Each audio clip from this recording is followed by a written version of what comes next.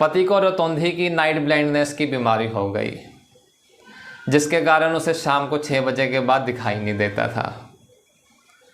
एक दिन उन्हें किसी पार्टी में जाना था, पति पत्नी को।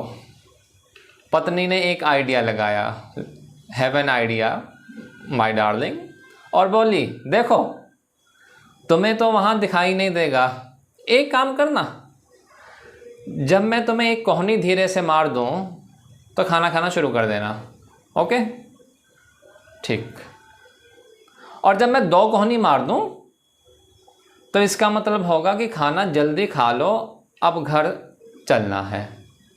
क्लियर हो गया? बता दिया पत्नी ने। दोनों ने इस विचार पर शाम को पार्टी में गए। वहाँ खाना खाने से पहले प्रार्थना हो रही थी। दोनों भोजन की लंबी मेज में बैठे, जैसे बहुत से और भी लोग बैठे हुए थे। गलती से बैठते समय पत्नी की कोहनी पति को लग गई। लग सकती है, ऑब्वियस है, क्या दिक्कत है? और पति ने तुरंत खाना शुरू कर दिया। प्रार्थना हो रही थी, गलती से लगी थी और उसने खाना शुरू कर दिया। सभी ने देखा, भाई कर क्या रही है, प्रार्थना के समय खाना शुरू कर दिया, और उनकी ओर बड़ी ही बुरी नज़रों से घूरने लगे, कर क्या रहा है बंदा। तभी पत्नी ने अपने पति को रोकने के लिए 2 कोहनी मार दी जोर से। अब क्या था, अपने आइडिया के अनुसार पति ने सभी के सामने जल्दी जल्दी खाना शुरू कर दिया।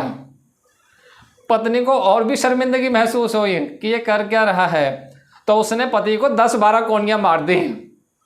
वो कहना चाह रही है बंद हो जा। पति क्या सोच रहे, अरे भाई रुक जा, क्या खाने के लिए भगदड़ मच गई है? तो इस तरह का आसुरी स्वभाव है और ये अक्सर हम लोग अनुभव करते हैं। 10वां श्लोक पढ़िए साथ में। काममाश्रित्य दुष्पूरम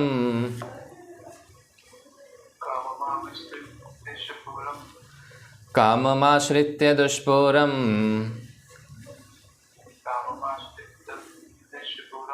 दम्भमानमदान्विता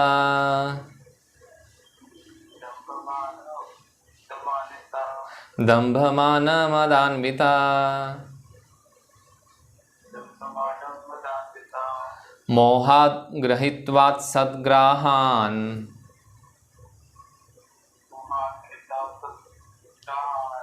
मोहात् गृहीत्वा सद्ग्राहान्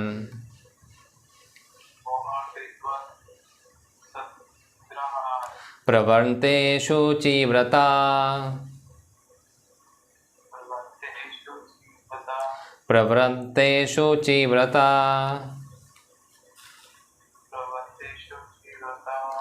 वे दंभ मान और मद से युक्त मनुष्य, यानी कि अगर आपके भीतर, देखिए एक बात ध्यान दीजिएगा, ज़रूरत और इच्छा इन दोनों में एक छोटा सा फ़र्क होता है। वो फ़र्क थोड़ा सा समझ लीजिएगा। ज़रूरत वह होती है जिसके फलस्वरूप यदि आप उसको सेटिस्फाई कर लेते हो, देन यू फील हैप्पी, आपको खुशी मिलती है, ठीक। और कामना क्या होती है, इच्छा क्या होती है, जिसको करने में आप डिस्कम्फर्ट फील करते ही करते हो, आपको तो येन केन प्राक्रेन चीज़ें करनी ही पड़ती है, पर जो उसका रिजल्ट आता है वो भी एक क्षण भंगुर सुख देता है और उसके बाद दुख आपको देता है। तो ये कामना और ज़रूरत में एक छोटा सा अंतर है, ये ध्यान रखिएगा, क्योंकि अक्सर इसमें बहुत एक दिमाग समझ नहीं पाता कि हम कामना कर रहे हैं या ज़रूरत फॉलो कर रहे हैं। तो ज़रूरत जो होती है वो आपको कभी भी तनाव में नहीं डालेगी, पर कामना आपको तनाव में डालेगी। और जब तनाव में डालेगी, फिर जैसे 6ठे मंजिल पर उस महिला को पति ही नहीं मिला, क्योंकि महिलाओं की लिखा था उसने उस कहानी में कि महिलाओं की ज़रूरत को पूरा नहीं किया जा सकता। व्यंग्य था, कहानी थी, पर कामना को कभी भी पूरा नहीं किया जा सकता। और गीताकार यहाँ कह रहे हैं कि कामना का डेफिनेशन क्या है, कामना का स्वभाव क्या है, दुष्पूरम। लिखा है ना, काममाश्रित्य दुष्पूरम।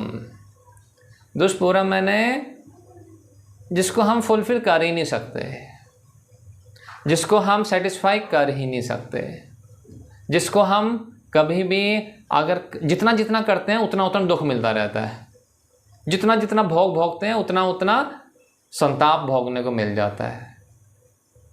श्लोक पढ़ता हूँ। वे दंभ मान और मद से, दंभ मान मदान्विता युक्त आसुरी स्वभाव वाले, किसी प्रकार भी पूर्ण न होने वाली कामनाओं का आश्रय लेकर, यानी उनका जो बेस है वो बेस है अज्ञान। अज्ञान की भूमि पर जन्म लिया वासना ने, कामना ने, उस कामना को जो कभी पूरी ही नहीं होगी, जिसका स्वभाव है पूरा ना होना, उसको पूरा कर रहा है बावला। जिसने पूरा ही नहीं होना उसको पूरा करने में लग गया और कह रहा है कि मैं कुछ पालूंगा। क्या पालेगा, प्रश्न वो है। ध्यान देना, जो आसुरी स्वभाव वाला व्यक्ति है वह कुछ पाना चाह रहा है, कुछ अच्छा या बुरे की बात नहीं कर रहा, कुछ पाना चाह रहा है। जो दैवी स्वभाव वाला है, क्या वो कुछ पाना नहीं चाह रहा? वो भी पाना चाह रहा है। तो कहीं ना कहीं दैवी स्वभाव वाला हम गलत तो नहीं समझ रहे।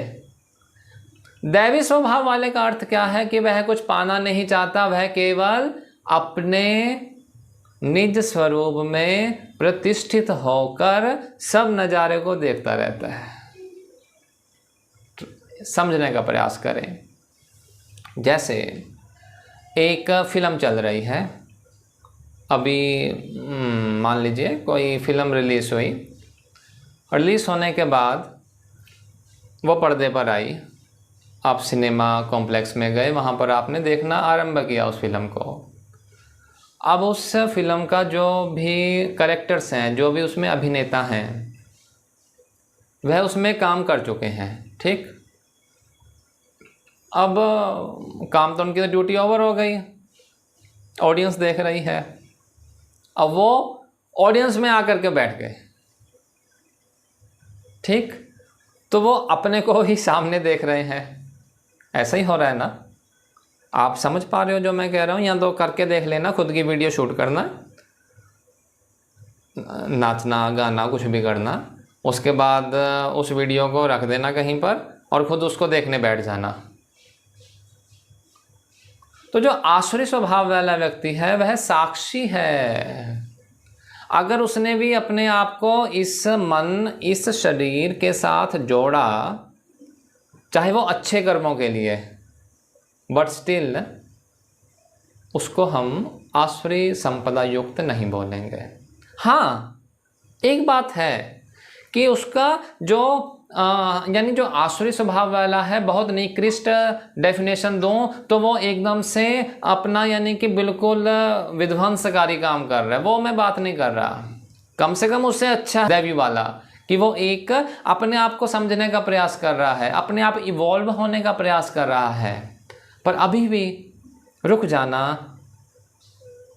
उससे आगे की भी छलांग लगानी है, जहाँ पर केवल बस मस्ती ही मस्ती, किया कुछ नहीं है आनंद रूप मेरा। वो कहते हैं ना, मुझे मेरी मस्ती कहाँ लेके आई, जहाँ मेरे अपने सिवा कुछ नहीं है आनंद ही आनंद रूप मेरा। जब इस लेवल पर, इस स्वरूप में प्रतिष्ठित हो गए तो फिर तो कुछ भी होता जाए, फिर वही हाल हो जाएगा कि अभिनेता कुर्सी पर बैठ करके अपनी ही फिल्म को देख रहा है। बहुत मैंने एक सिंपल से उदाहरण से समझाने का प्रयत्न कर रहा हूँ कि मैं क्या कहना चाह रहा हूँ, कि अभिनेता बाहर बैठ गया और अपनी ही फिल्म को मज़े से देख रहा है। तो इसी तरह से आपका ये शरीर तो यहीं पर आया, ख़त्म हो जाएगा। अगले जन्म में मान लो आप यूएस में पैदा हो गए, कभी श्रीलंका में पैदा हो गए, तो डेट विल चेंज। कभी चींटी बन गए, कभी कुत्ता बिल्ली गधे कुछ भी बन सकते हैं, डेट विल चेंज। पर उसका जो तत्व है वह चेंज नहीं होगा। जैसे एक भूमि हो, उसी भूमि पर एक कड़वी नीम भी पैदा हो जाती है, बगल में ही मीठा आम भी पैदा हो जाता है, तत्व रूप में जो धरती का रस है वह उन दोनों में सेम है। खैर अभी हम उस पर नहीं जा रहे, इतना आपको उसमें हम प्रवेश नहीं करवा रहे, पर इतना ध्यान रहे कि जो ये जो यानी कामनाएं हैं इनका स्वभाव क्या है, दुष्पूर, यानी ये कभी भी पूर्ण नहीं हो पाती हैं। और इससे मिलता क्या है, इसके जो ब्यूटीफुल प्रोडक्ट्स क्या होते हैं, दंभ, मान और मद, पागलपन आ जाता है, दिखावा आ जाता है और घमंड आ जाता है। यदि इन तीनों में आप उलझ गए तो पक्का जानिएगा कि एंटी जो डिप्रेसिव पिल्स होती हैं वह लेनी पड़ेंगी, बीपी का गोली लेना पड़ेगा, क्योंकि रक्तचाप तो बढ़ेगा ही बढ़ेगा। तो इन चीज़ों से हटने के लिए, गोली से बचने के लिए गीता को श्रवण करो, गीता को सुनो, उसका निज अभ्यास करो, बल्ले बल्ले होएगी।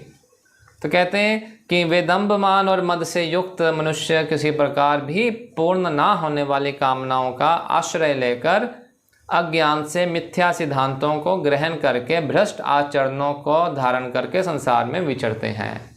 एक्चुअली प्रॉब्लम क्या है, दे आर नॉट कैपेबल, वो इतने सक्षम ही नहीं है कि यह जान पाएँ कि भाई एक्चुअल हो क्या रहा है।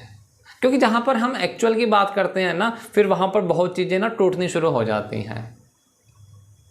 आप बात को थोड़ा सा समझिएगा, जहाँ पर मैं एक्चुअल की बात करूँगा वहाँ पर बहुत सी चीज़ें टूटनी शुरू हो जाएंगी। क्यों? क्योंकि फिर वो एक असल स्वरूप में दिखनी शुरू हो जाती हैं। और असल स्वरूप को जब व्यक्ति देखता है तो उसको देखने में थोड़ी सी परेशानी तो होती है। पर इतना भी कह देना चाहूँगा कि नकली स्वरूप तो बहुत देखे, नकली स्वरूपों को तो देखते देखते समय हो गया। उससे मिला क्या हमको, केवल और केवल दुख, केवल और केवल दंभ, केवल और केवल मद, पागलपनी तो मिला, इसके अलावा मिला क्या। अगला श्लोक लेते हैं। चिंताम परिमेयां च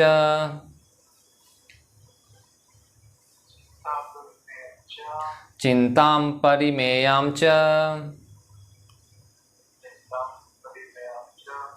प्रलयांतामुपाश्रिता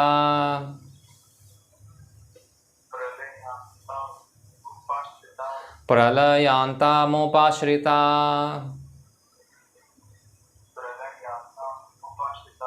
कामोपभोगपरमां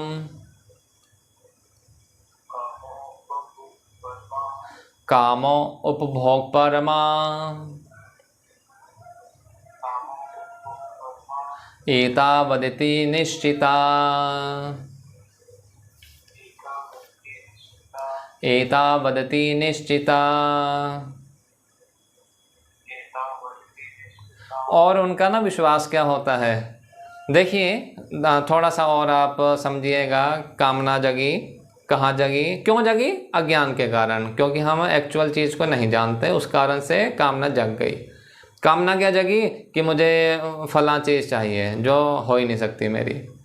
ध्यान देना, पुण्यों के प्रारब्धवश जितना आपके भाग्य में है उससे बढ़कर आपको नहीं मिल सकता, और पाप के वश प्रारब्ध में जितना आपके भाग्य में लिखा है उतना जाना ही है, कुछ ही कर लो।